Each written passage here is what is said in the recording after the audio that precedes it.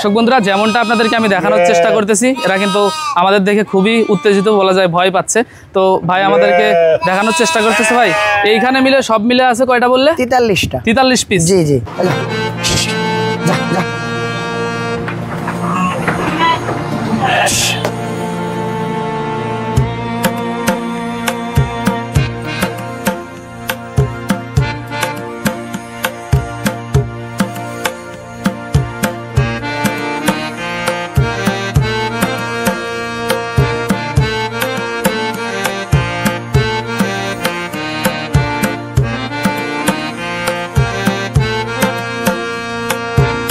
অনেকে বলে যে গাড়ল, এটা তো গাড়ল বলা যায়, ক্রস হবে পরে।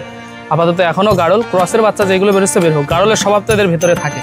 অনেক মানুষ কিন্তু বলে যে এদেরকে চড়ানো বাদে, অর্থাৎ না চড়ালে পালন করা যায় না। আসলে কি এটা সঠিক নাকি বেঠিক, তোমার কি মনে হয়?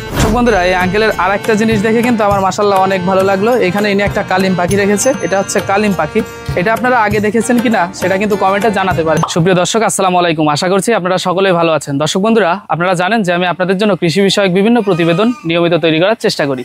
তো তারই ধারাবাহিকতায় আজকে কিন্তু আমি এসেছি যশোর জেলার বাঘারপাড়া থানার মহিরন গ্রামে, যেখানে আজাদ আঙ্কেল আজাদ বহুমুখী এগ্রো নামে একটি ফার্ম পরিচালনা করতেছে, যেখানে তিনি গাড়লের সাথে দুম্বার ক্রস করিয়ে সুন্দর একটি নতুন জাত উদ্ভাবনের চেষ্টা করতেছে।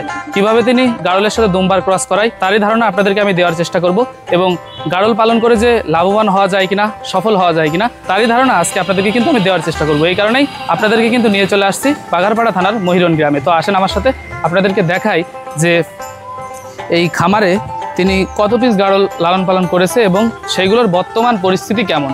প্রিয় দর্শক, যেমনটা আপনাদেরকে কিন্তু আমি দেখানোর চেষ্টা করতেছি, আমি এখন প্রবেশ করতেছি আজাদ আঙ্কেলের সেই গাড়লের খামারে, যেটাকে গাড়লের খামার পুরোপুরি বলা যায় না, কারণ এইখানে গাড়লের সাথে কিন্তু দুম্বার ক্রস করানো হচ্ছে। আজাদ আঙ্কেলের একজন খামারের পরিচালক আমাদের সাথে আছে, আমাদের ছোট ভাই। তো ছোট ভাইয়ের সাথে আগে আপনাদেরকে একটু পরিচয় করিয়ে দিই, তারপর আপনাদেরকে এই খামারের গাড়লগুলো দেখানোর চেষ্টা করবো। তো ছোট ভাই, আসসালামু আলাইকুম। ভালো আছো তো ভাইয়া? আলহামদুলিল্লাহ। তুমি তো এইখানে যে বলা যায় আজাদ আঙ্কেল, তোমার কি হয় উনি?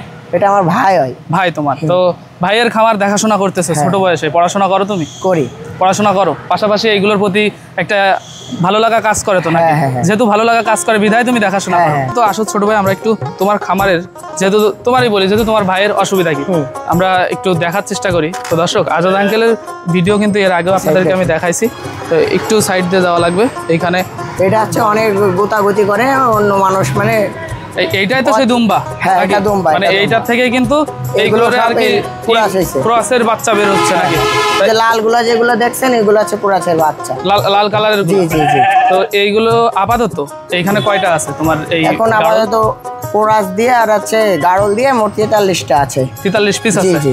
তো এরা যদি আমরা একটু বাইরে যাই, বেরোবে তো নাকি? দর্শক, আপনাদেরকে দেখাই যে এইগুলো বের হওয়ার পরে দেখতে কেমন লাগে, তো দেখা যাক।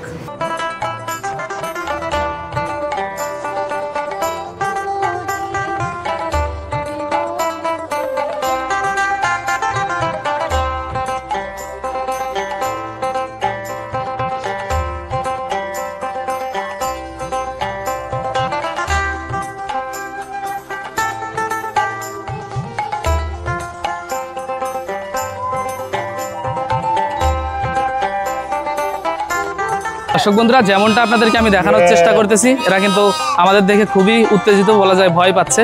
তো ভাই আমাদেরকে দেখানোর চেষ্টা করতেছে। ভাই এইখানে মিলে সব মিলে আছে কয়টা বললে? 43টা। 43 পিস। জি জি। এদেরকে খাবার হিসাবে তুমি কি কি দিচ্ছ সেইগুলো যদি একটু দেখাইতে, যেহেতু তুমি এদেরকে ই করো, বলা যায় যে এদের যে সমস্ত পরিচালনা করার দায়িত্ব তো তোমার, তো খাবার হিসাবে কি কি দিচ্ছ?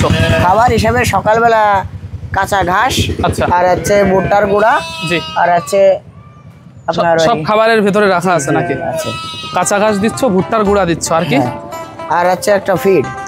ও, ওইটা ফিড, এটা হচ্ছে তোমার ইসের কারণে, মানে যাতে গ্রোথটা ঠিক থাকে।